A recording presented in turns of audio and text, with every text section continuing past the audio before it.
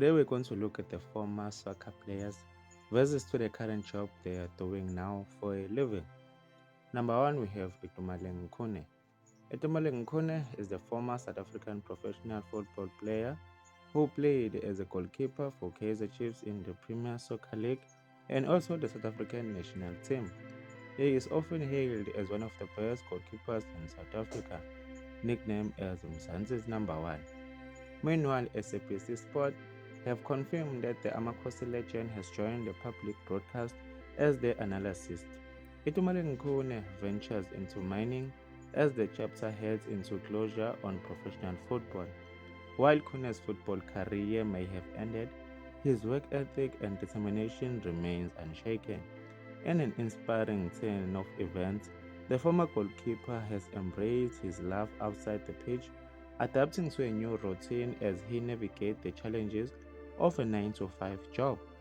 The transition, though difficulties, is a testament to Khune's resilience and ability to reinvent himself. On our number two, we have Tiko Modise. Tiko Tolofelo Modise, nicknamed the General and Techno M, is a South African retired professional footballer, former Bafana Bafana captain who played as a midfielder and who is currently a staff member at Cape Town City Football Club.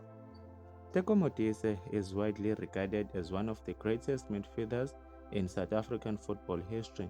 His achievement on the pitch, combined with his philanthropic work and commitment to giving back to his community, has made him beloved and respected figure in the South African football.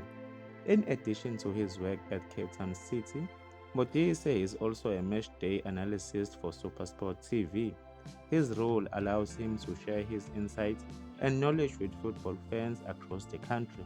As for his business ventures, Modise has been involved in various endorsement deals throughout his career, partnering with prominent brands such as McDonald's, Coca-Cola, Nike, Telkom, and Samsung.